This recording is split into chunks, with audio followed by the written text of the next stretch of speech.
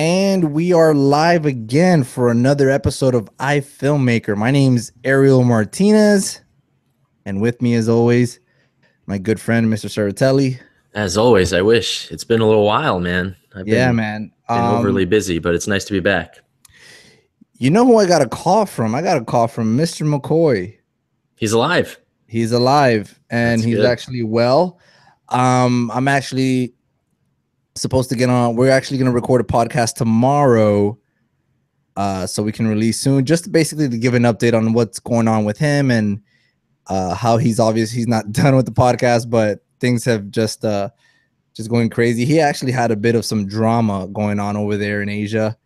He's going to share that with us, and we're going to share it all with you guys when I get him on the podcast, when we have that conversation tomorrow. So I'm excited to hear it. Sure, it'll be an interesting. He was telling me a little bit about it, and and I'm like, dude, stop! Don't tell me anymore. Let's talk about it on the podcast. Yeah, dude. So happy late Thanksgiving. Yeah, man. Happy Thanksgiving. Everyone here as well. We almost spent Thanksgiving together. Yeah, pretty man. Close to it. The day before Thanksgiving, we were shooting. We were doing all this good stuff. I wouldn't have spent it any other way. Loved it. Definitely gained about 15 pounds. So there's that. And so real quick, let's go over some Black Friday stuff. Black Friday and Cyber Monday. Did you get anything? I got to tell you, man, I have had so much work, which is why I've missed some of these podcasts, unfortunately, but I have had so much to do. I didn't even get to look. I honestly didn't get to look, which is not a bad thing. I probably would have bought a bunch of stuff. So no, I didn't see much. So tell me all about it. Unfortunately, I did no such thing. I was all over that thing. I think I spent, I was semi good. I was not as bad as I could have been. I could have made a lot more damage. So I bought myself a new lens. I got the Sigma 50. Yes. The Sigma Art 50 to 100 f1.8. Awesome. Such a gorgeous lens. So this is obviously to pair up with the very popular Sigma 18 to 35, which you have as well. To pair it up with the 18 to 35 f1.8 Art from Sigma as well. So this basically gives me that same exact glass, is nice and sharp. I've been loving all over this thing since I got it. Can't stay away from it. It's so big. To be honest, man, I think it's kind of like unnecessarily big. What is that? It's so heavy. Bump circular knob on there. So you see it has its own little plate here. Yep. So this knob right on it, I can turn it, and I can turn that. It's cool. Basically like a base plate, kind of where I would put the release plate for the tripod. Yeah, that usually means that lens is heavier than the camera. It is a very, very heavy lens. Again, I think it's unnecessarily big, but I'm not gonna complain. It is absolutely a solid build. So and that focus ring just goes real far.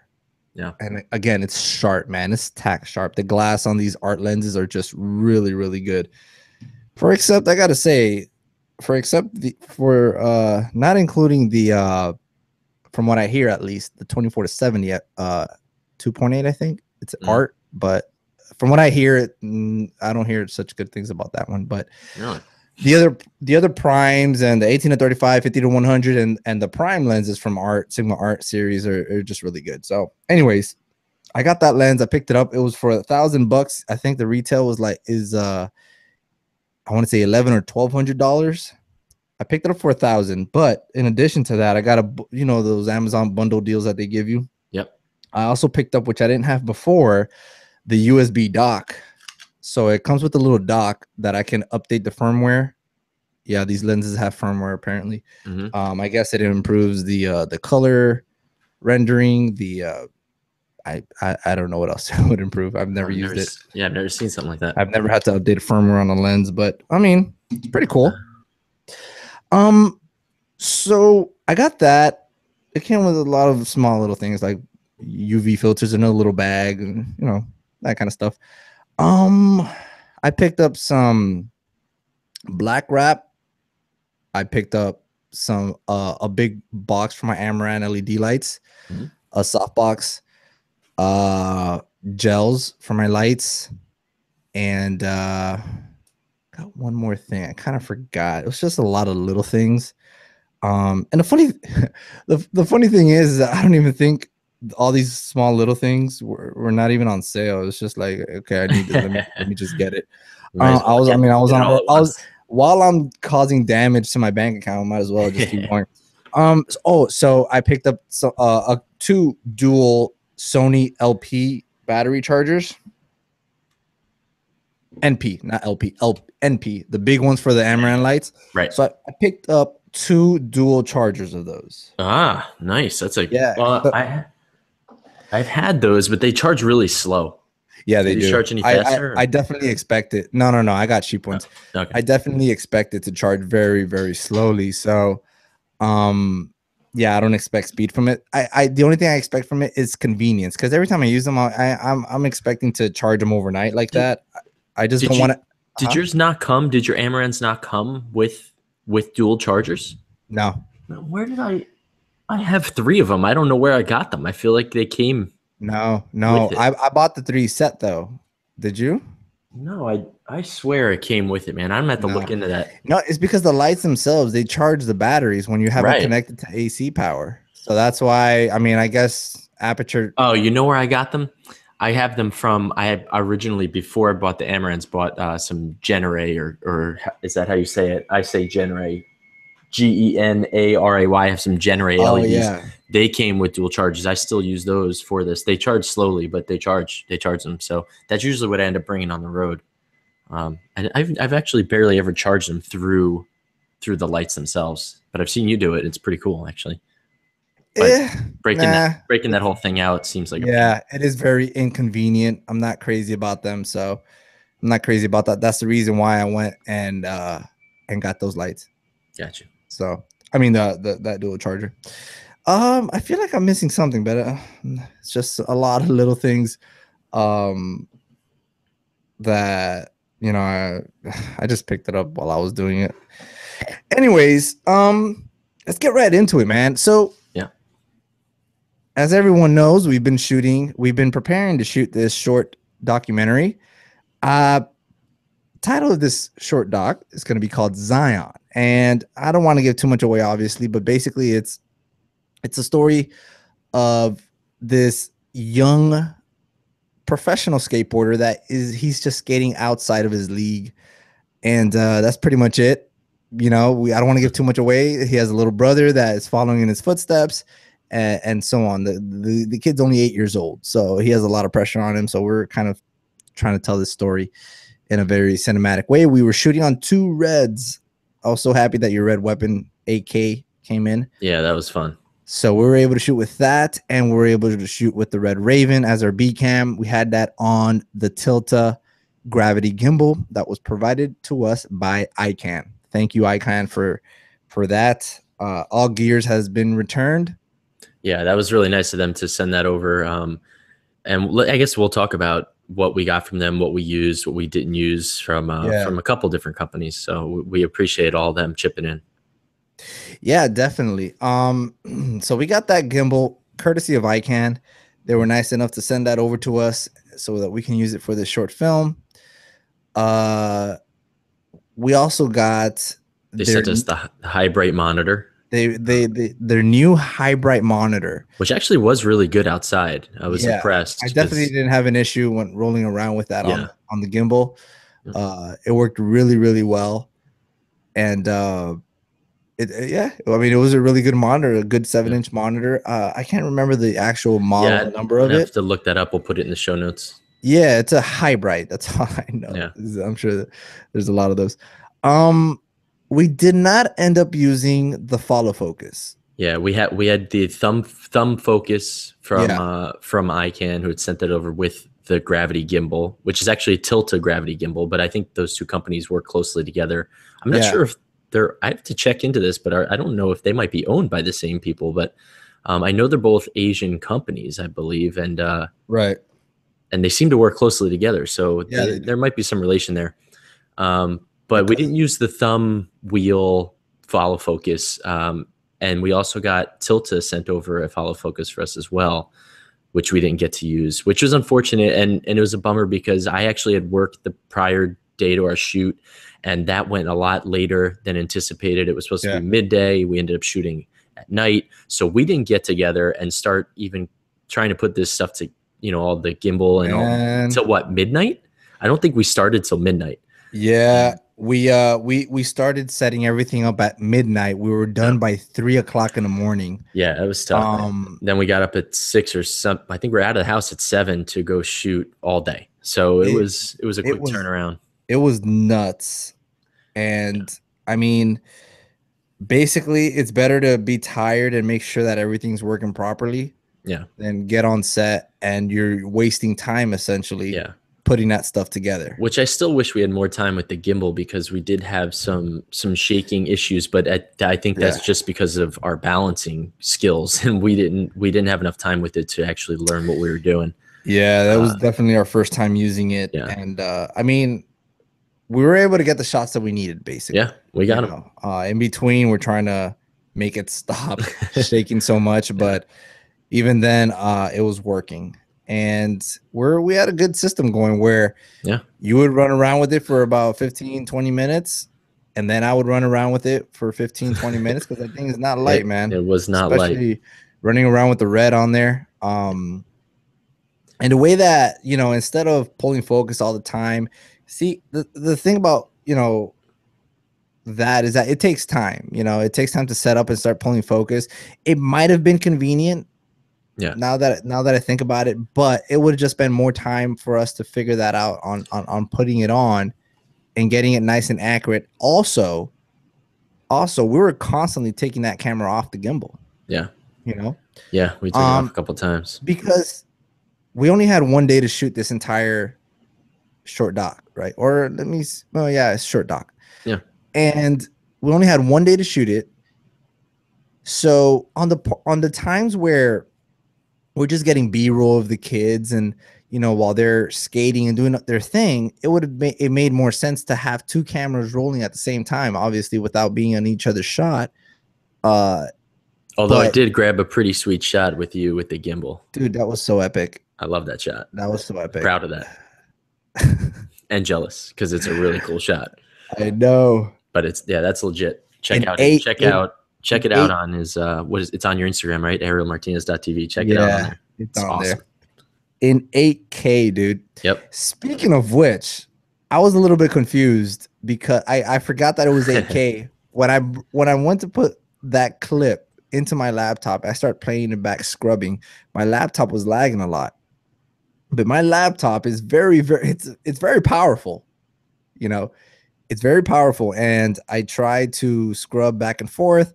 I'm like, why is it lagging? It doesn't lag. It should. I've cut up Red Dragon footage before 6K, but I just forgot that this is 8K. Yeah. And it's much, much bigger. So that was a doozy. It took me a little while to realize that. Those files are no joke. They're pretty big. I love the wide shot too. I actually shot something. I need to look at the file size, but it almost ate up my whole card. I shot something the other day at 8K 5:1, which is the lowest you can go. Mm-hmm. I just wanted to see what it looked like. And I remember shooting, it had to be like a minute clip. I feel like it filled up half the card. It's a 500 gigabyte. I mean, it's not quite that much it filled up, but it took up a lot of space. I'll look into that also. Those are big files. Big files. Man, those things are huge, man. 8K is no joke, especially from a Red. Yeah, that was crazy. So man, one of the biggest issues that we had during the shoot was, and this is something that I've always had a concern with, is getting Zion, our subjects, and even his little brother Jax, making sure that we're not using up battery and space, but not wasting our storage on tricks that they're not even landing.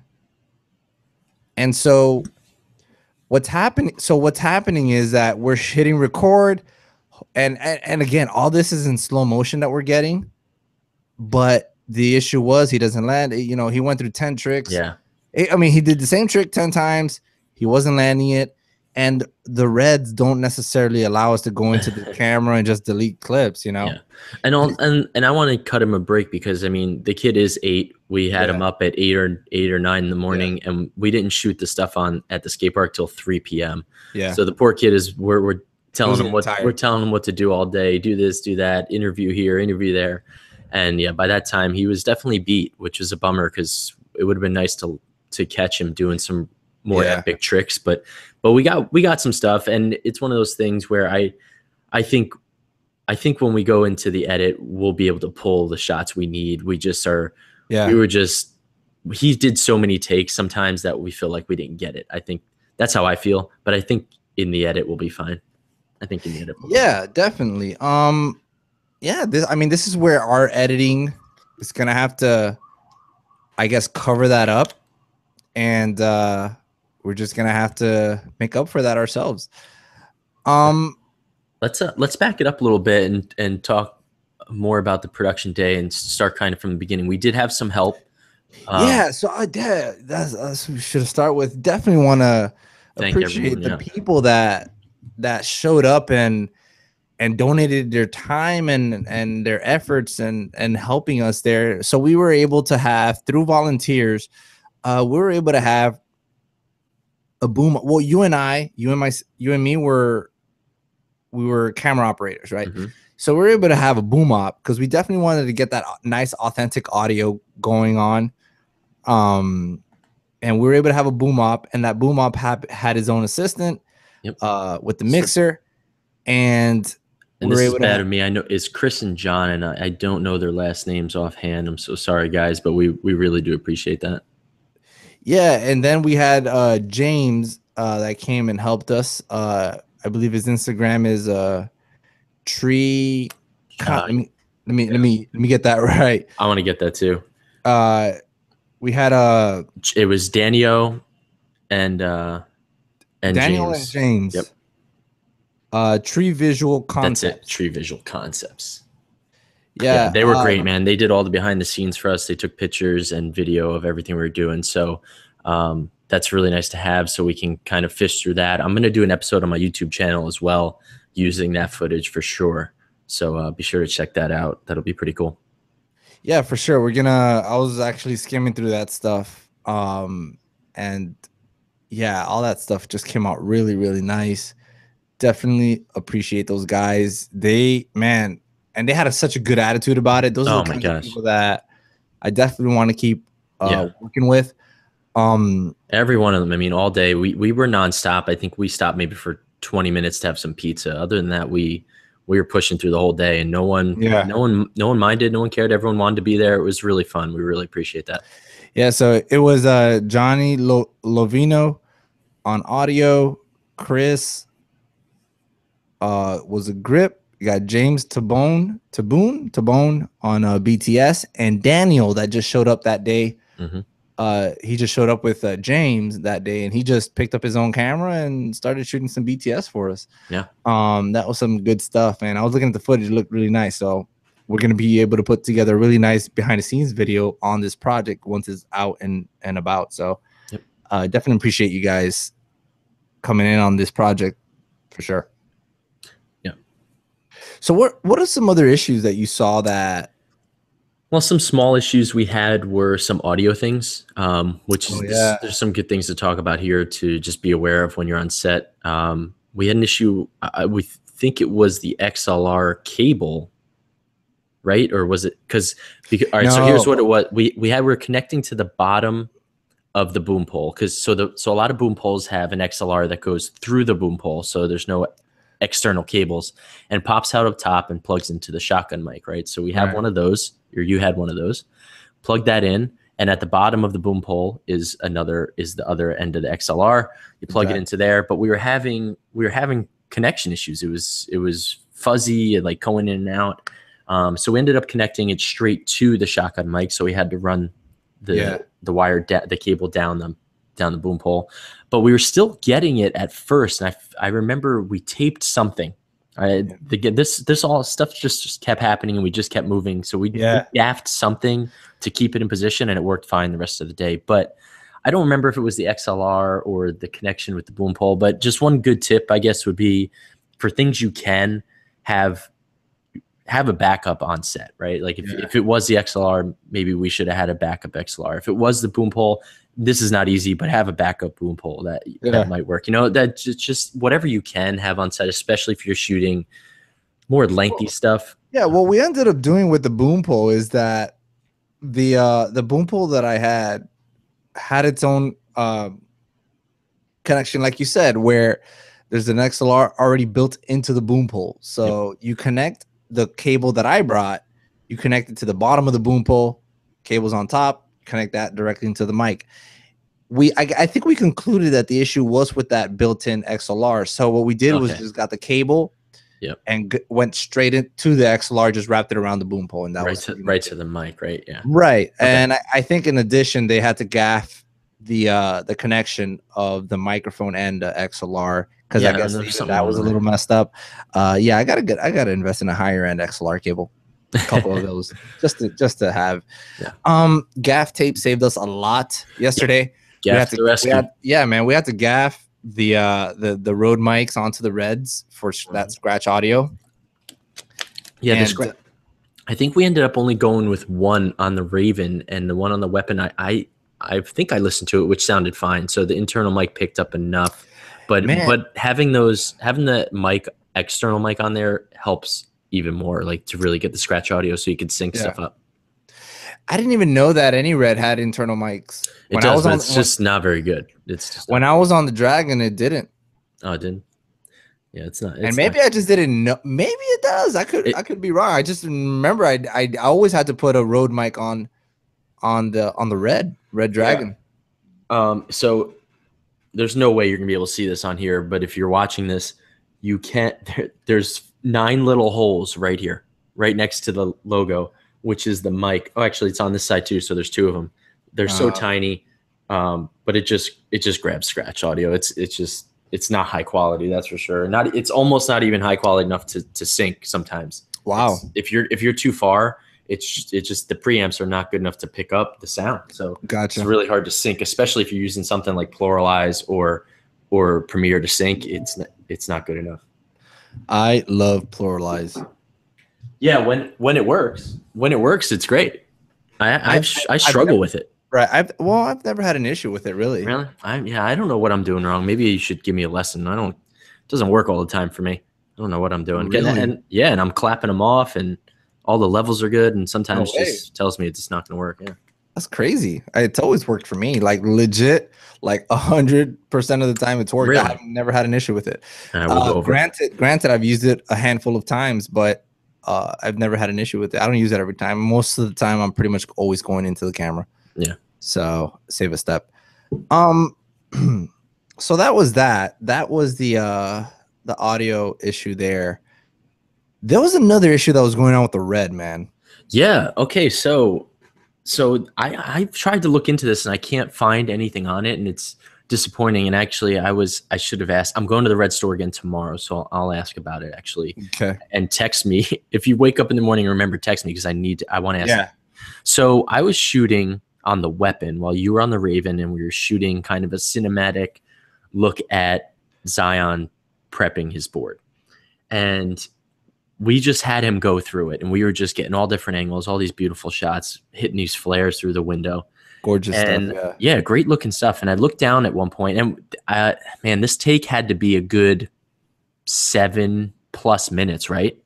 I would say we were just there getting a bunch of stuff, man. 7 to 10 minutes, somewhere in that range, where he was just doing his board. So we were just rolling. I looked down, and my camera wasn't recording. And man, it was one of those moments where I was like almost embarrassed to say anything. I was like, did I not hit record? Because we even clapped it off to sync it. Yeah, we did. I was like, I'm thinking back, like, man, I definitely hit record.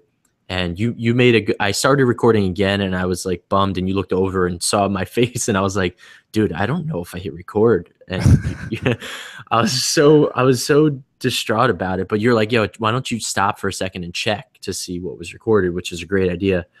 And it did record. I did hit record, but it stopped. It stopped out of nowhere.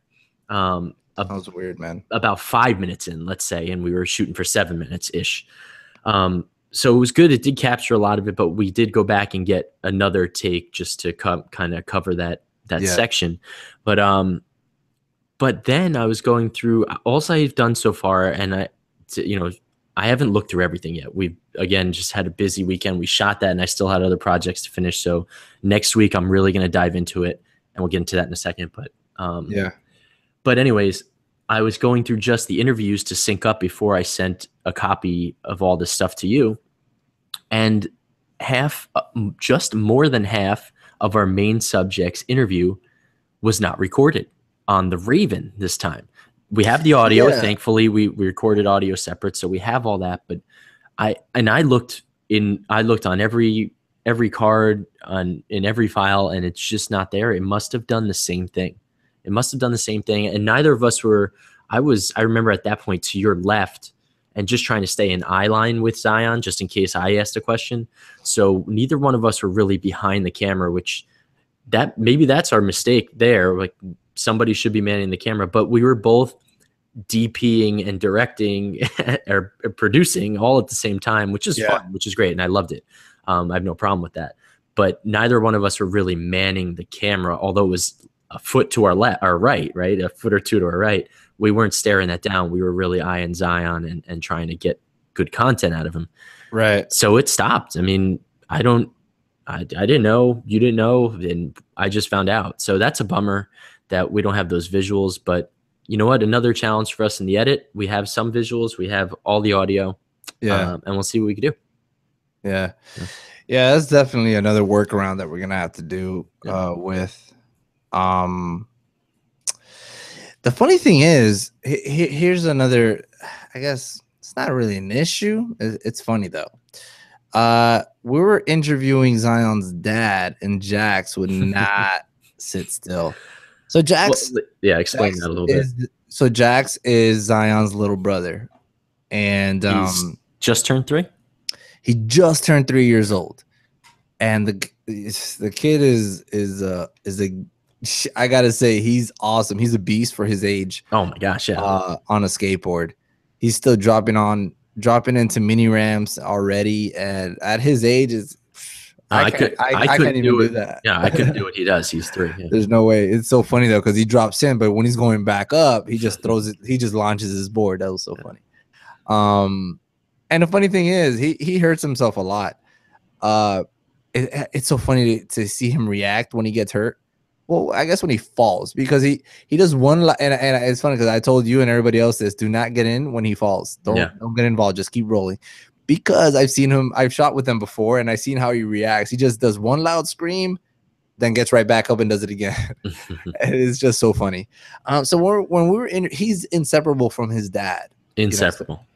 So when we were doing his interview, the kid would not let him go. So, the interview started. We're 5, 6, 7 minutes into the interview. He's sitting perfectly still. That 8-minute goes on, and he starts moving a little bit. 9 minutes goes on, 10 minutes, starts moving a lot more, starts telling his dad, pay attention to me now. Yeah. I want candy. Starts checking his dad's pockets. He starts making all these noise, and we had to keep telling him not stop recording. We just tell him, hey, sit still, buddy. Yeah. I mean, even the stuff where he wasn't talking, he just started moving around. If we're just using the voice at that point, over some nice visuals, you're gonna hear this ruffling and you'll be like, what the hell is that? So at some point at the end, we had to all right, come on, he's being very disruptive, and so his dad goes to put him away, not put him away, but he goes and leaves him with Zion, but he wants to continue staying with dad, but he forced him to stay with Zion, and the kid for the rest of the interview was just crying bloody murder from the other side of the house where we couldn't hear it. We couldn't hear from where we were, but as soon as we opened that door, once we were done, we could hear him. My goodness, I felt so bad. But that was interesting. We only needed another comment or two from we just Richie, so I think we got that. I think we got it. That was good. That was good. So the whole production day went really, really well, I think, for what we had to work with. Um, so I just want to take a quick second again to thank all, the sponsors that we had. We wanted to say thank you to a big thank you to ICANN for sure for pulling through and sending over that equipment that we were able to use. It was so awesome that they were able to do that and get involved. Another thank you I want to give to our Miami Red store, because we were very limited in storage until they stepped in and they decided to loan us several more red mini mags. Yeah, we should. I should also be giving a shout out to the Red Store here in New York as well, who gave us another mini mag. So we had 3 extra 500 gigabyte mini mags, which came up huge, and as well a V-Lock battery plate for my Red Weapon, which I hadn't received yet. So that had they not given me that, we wouldn't have been able to power the camera without an AC power. So yeah, big thanks to both Red Stores in both New York and Miami. Yeah, I love how, when filmmakers get together, right, and they decide to do this passion project, like we're nobodies to them, but what they see is that, passion, and passion is going and filmmaking is going on, and they want to be a part of that. And I love that the community gets together and starts lending a helping hand to people that joined in to be there, at no charge. They didn't have to do that, and people just showed up to just help out, give a lending hand wherever is needed. Stores and companies get involved to just be a part of this, project. And, it's super awesome when things like that happen and how they play out like that. So a big shout out to all those guys that were involved. Thank you, Red. Thank you, ICANN. Thank you, Tilta, and so on. And everyone that was involved, much appreciated for that. So you're working on a quick you need a composer. I do. Yeah, I do. Tell me about that. My last episode I did on YouTube, I put a little thing out there saying I need a composer. What had happened was I shot a very, very short film, one location, just something I wanted to do in a few hours because I just got my Red Raven and I wanted to shoot something. So I grabbed a couple actor friends and we put together this really short piece. It's about 2.5 minutes. But again, one location. It's kind of it's a horror-ish genre.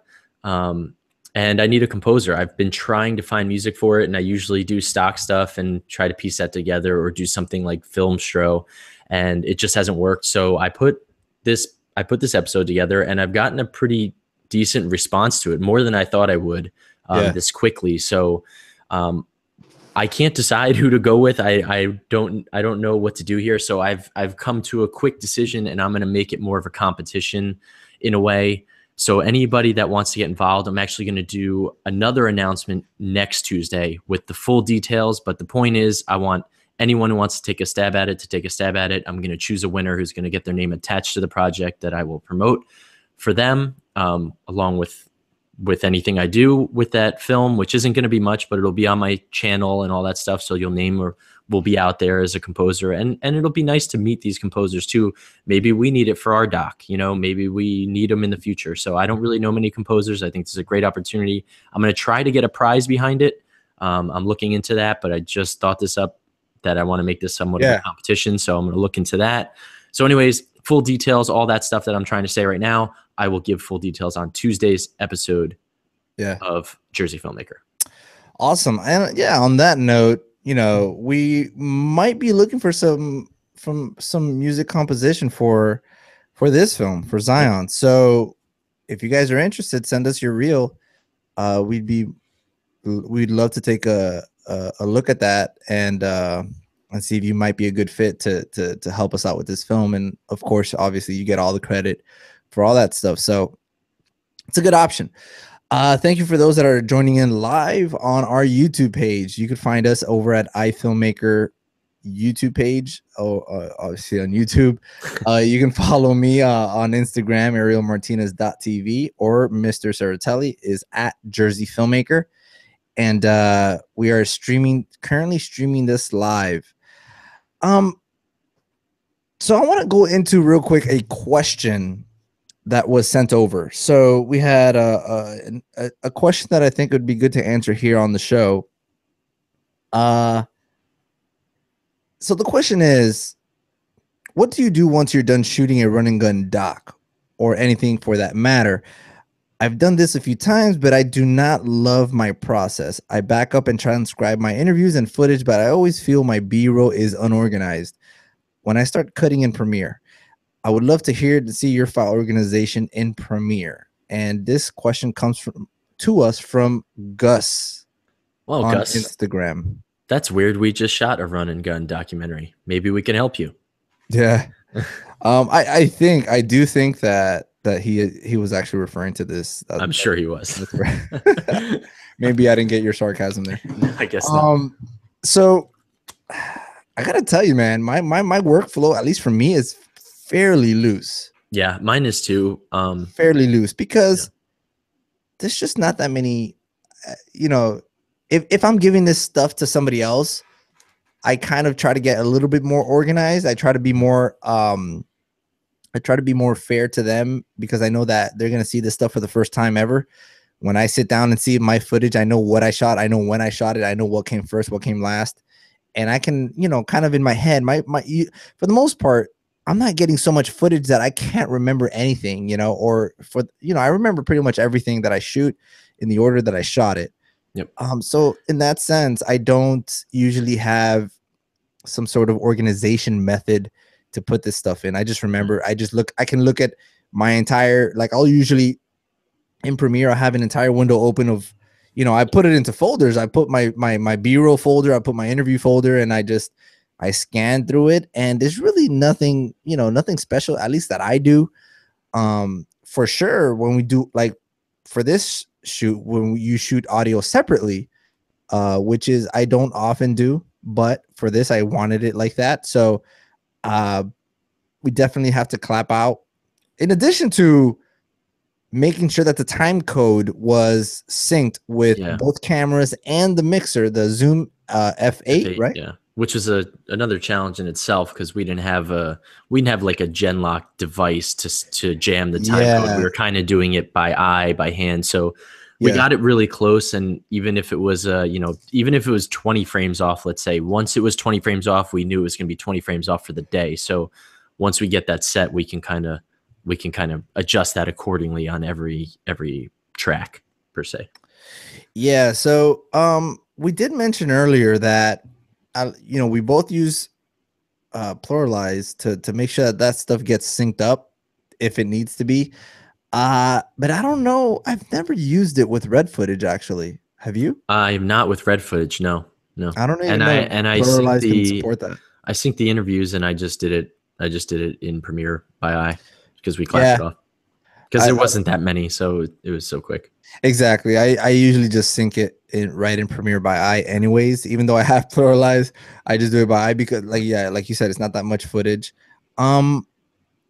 Man, it sucks that I don't have an answer for this because here's the thing.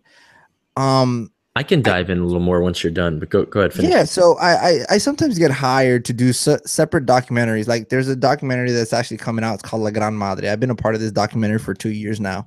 It's a feature film. A very interesting story. I've been the director of the documentary, Dave LaMattina. I've actually had him on a show before. And what they request usually is for me to record the audio, make sure I'm recording the audio separately, and basically make sure that I start a free run time code on the camera itself.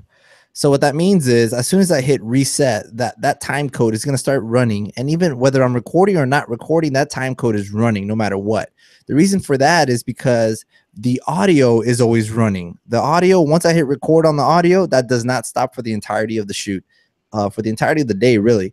And I leave that running the entire time. That way, on the audio recorder, I have 2 lavalier microphones connected, one on my main subject, one on her husband, and the other one is for the shotgun microphone. That is, it's basically on top of my rig. And basically, so I'm getting 3 different tracks recording at the same time.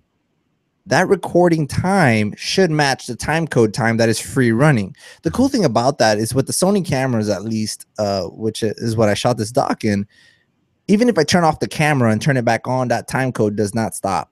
Like it'll continue on even with the camera off. It'll you turn it back on, that time code, it doesn't pick up where it left off. It continues running as if it never stopped.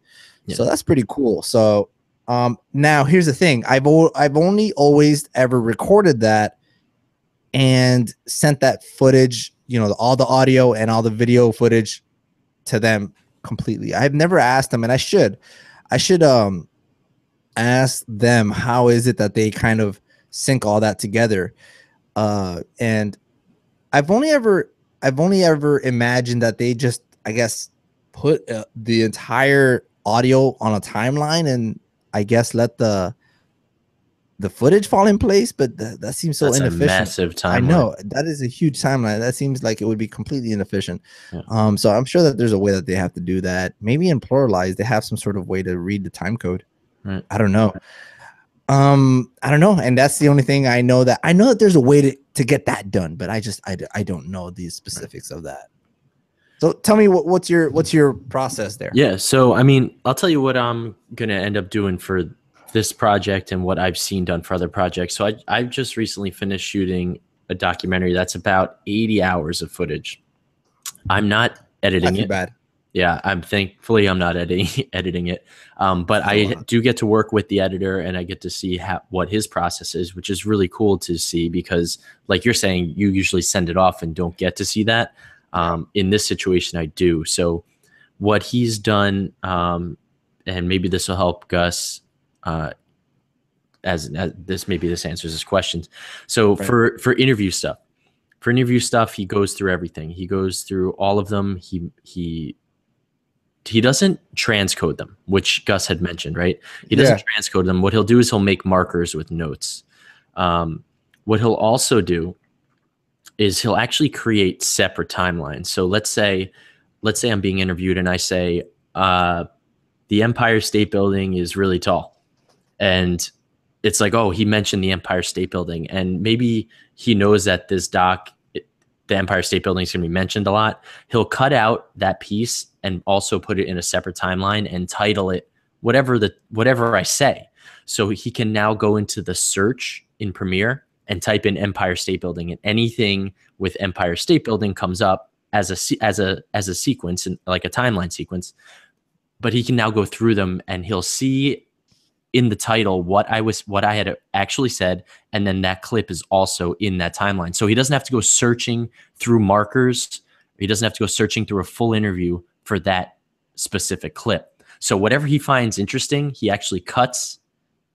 I shouldn't say cuts out, but he takes a cut copy of it and puts it in its own separate timeline. So he has, or sequence, or whatever you want to call it. It'd be a sequence, right?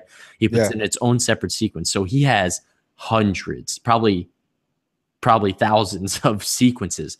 But what makes that efficient is that he can search by topic now. So he'll write, like I said, he'll title the sequence exactly what was said. So that's kind of his way of transcribing, but he doesn't transcribe the whole thing. He just takes the pieces he knows or finds interesting that might go with the story. Do you understand what I'm saying? Yeah. Yeah. So it's a lot of work. I see. Yeah, it's a lot of work. It is, but when you have 80 hours of footage, when you go to try to build a story, when you need to find something, it's impossible if you don't do something like that. Yeah, I can definitely see how a process like that would be a lot more, very time consuming. Yeah, but at least you're not tearing your hairs out. It's time consuming up front, which saves time later. Because if you don't do that up front, you're going to spend a ton of time searching through your transcribes and any other way you do it to find that minute or that time code of the footage to go grab it. So he's spending a couple months up front to log stuff like this. Yeah. And then that's how he'll be able to find his footage later in just an easy search in Premiere, in the folders in Premiere. As far as B-roll, I have already, when I gave him the footage, I had already separated it all into date and place pretty much. We traveled the world for this. So it's kind of easy when it's like, oh, France, and then another another folder that dropped down that says Champs Elysees or the Eiffel Tower. You know, I kind of did that as we went, so that really helps him because he doesn't necessarily have to do that now. One interesting thing that I didn't know would be an issue for him, which he found a workaround, and I'd have to find out exactly what that was. But this is really interesting because when I recorded, I used an FS7 and an A7S II the majority of the time. The FS7 creates unique file names always. So like I think I have it set to time of day, and then it gives it, so it'll kind of give a date and then its own unique number after that. To title the file. So when you make proxies, that's no problem because every file is unique. On the A7S II, every time you reformat a card or put a new card in, it changes I think it resets the number. So it's like C00001, C00002. And it gets up to however many takes you do. But when you put a new card in or something, it resets it. So there's probably 100 takes with C00001. Right. And when he was creating proxies, that was an issue because it didn't know what to link to. It ended up all linking to the same file because it went to the first one. It went to the first C001. So he found a workaround, thankfully. But so just note that if you are shooting for an editor to take this footage in, if you're not the assistant editor, which I ended up being, when you import your footage, that's something that you might want to consider is renaming those in a way, in some sort of way that makes them unique, whether it's France 0001 or, whatever it can be. That's actually a really important thing for a bigger size project for anyone that gets into anything like that. I thought that was interesting because I'd never done anything this big, and that became an issue. That's crazy, man. Yeah. Yeah. I mean, again, like you said, I've never done anything that big either. I try to keep things simple in terms of syncing audio and stuff. I try to go into camera. Yes, it's more efficient. You probably get much better quality externally on a proper field mixer. But it's the way that I work. I don't usually have the luxury of having an audio guy on set. So I did the majority of mine through the FS7 for this project. Internally? But I had, yes. Internally, even for interviews and stuff, because we're traveling the world, so the lighter I could travel, the better. Less equipment is better. So I would go straight into the camera, which sounded great. It sounded fine. But I would shoot interviews with two cameras. I'd shoot the A7S II as a B cam, so that has to be synced up. So there was some sort of syncing going on. Even though I had the audio internal to the FS7, I had to match the second camera to it all as well. But we just clapped it off. There's no problem. Yeah. But then you have the second issue, quote unquote, of A7S doesn't record past 29:59, right? You got to start and stop every half hour. So I'd have to resync every half hour. So if we did a 2-hour interview, which happened easily, multiple of them, I'd have 4 or 5 chunks of footage that I had to sync throughout. So in the middle of the interview, after the subject answered, my producer might be asking a question, and all of a sudden I'll just clap. So I wouldn't get up and go in front of the camera or anything, but I just do a loud clap so that all the microphones caught it, and I could sync that up later. And Gotcha. the talent always looked at me the first time I did it, like, what's going on? And my producer would be like, just an audio thing, and then we'd move on, and then they'd hear me clap 3 or 4 more times throughout. So, but yeah, that's awesome.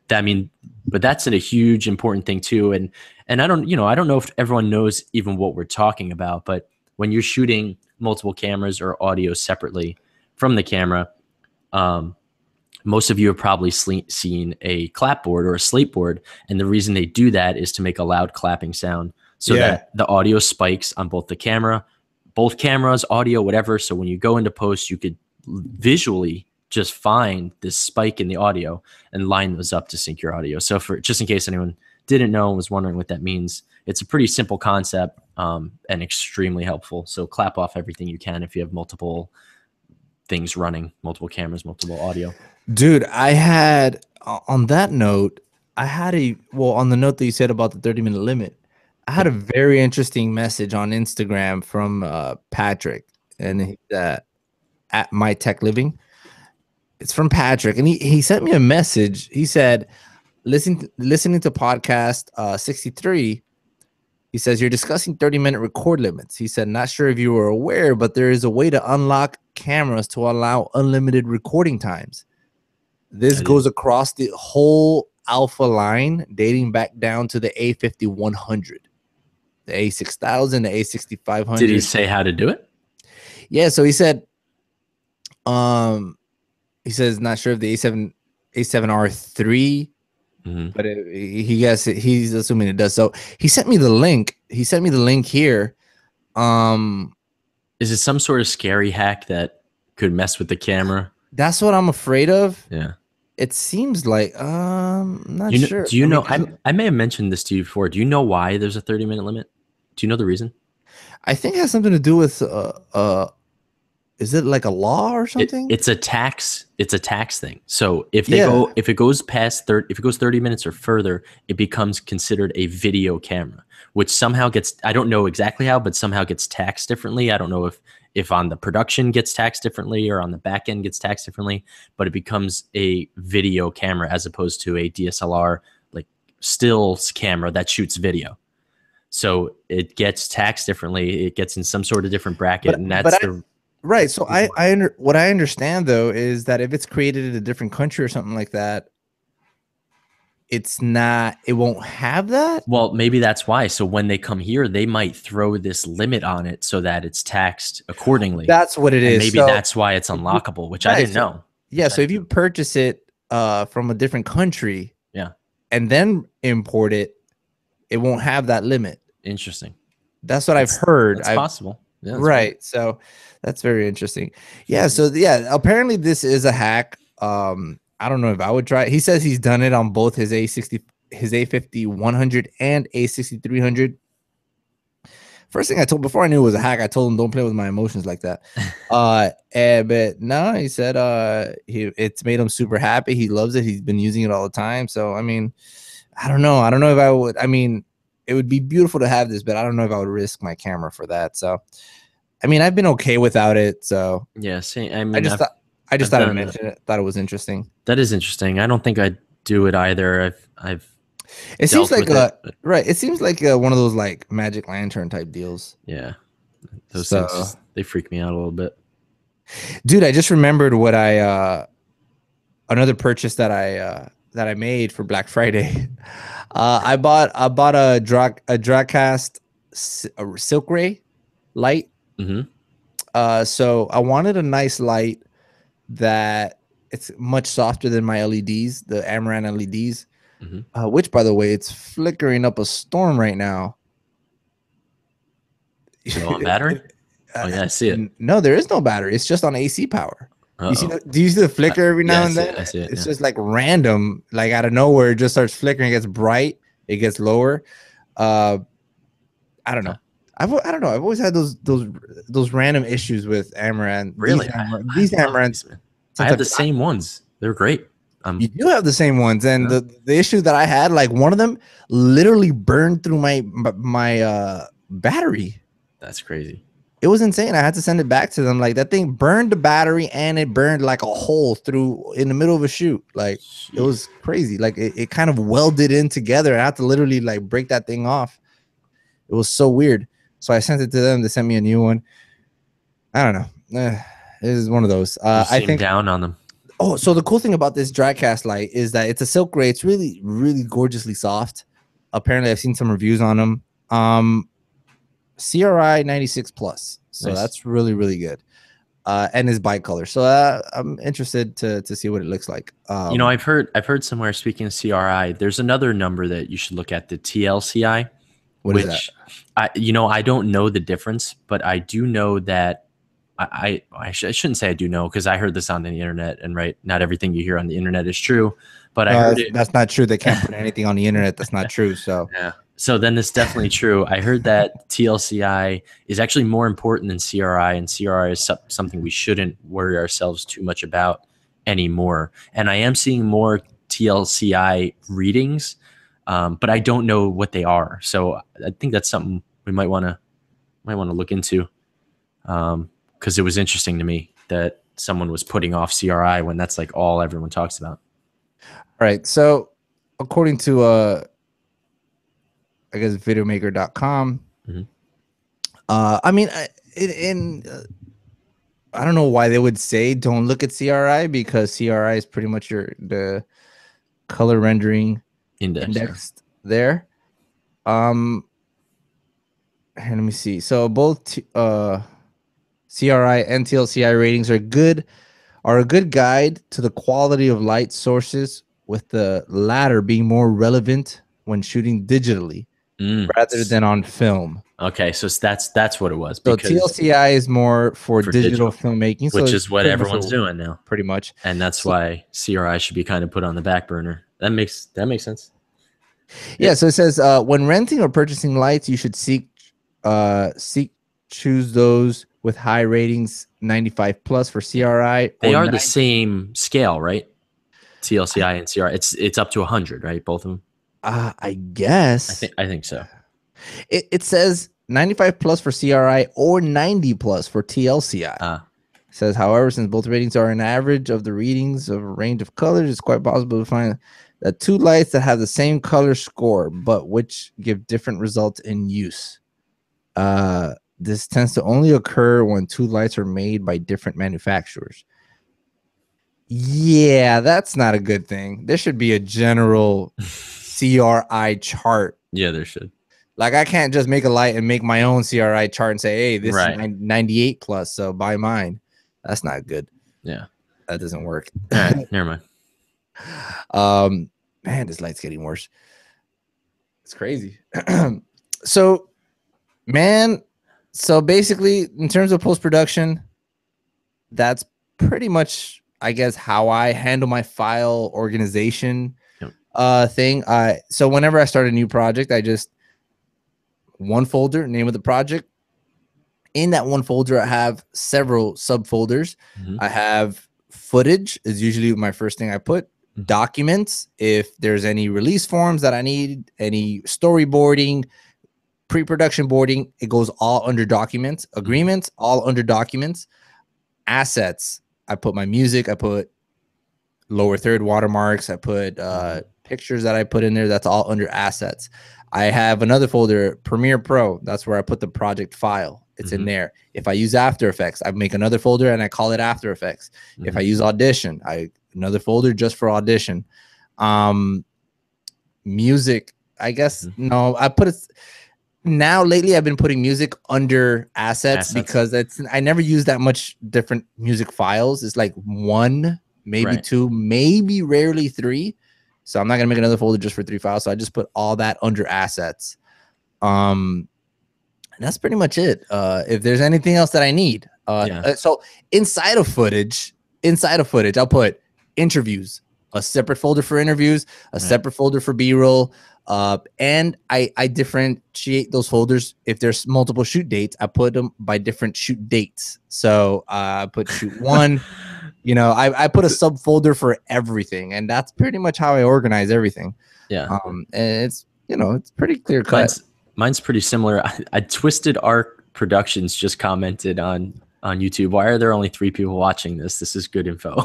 I appreciate that, Twisted Arc. That's a good question. Why are unfortunately it's a little late. It's a little late. We didn't. It is kind of late.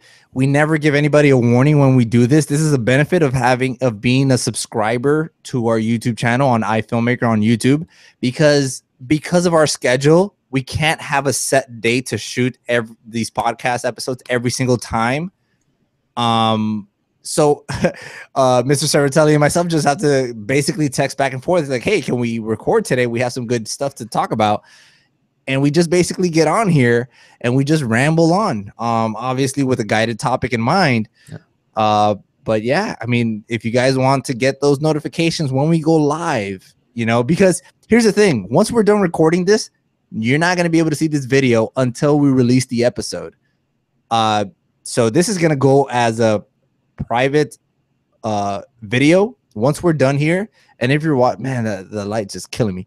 And if you're watching right now live, you're not, you know, you get to be able to get the goods before we release and ask it. us questions we could easily respond to. But let's back up real There you quick go. and finish this up with what you were saying. I'll just go through my file structure. I Yeah, go ahead. guess. I do, my first folder is always project files. Actually, you'll see this because I sent you the Zion project, which is going to be similar. Cool. It's project files, and I put any project files in there. So whether it's Premiere or After Effects or Audition, whatever I end up using for that project goes in those project files. Then goes footage, and I organize footage a little bit differently. I guess, you know what? That's not true. If it's a bigger project and I have all kinds of interviews and stuff, I do split it up like that.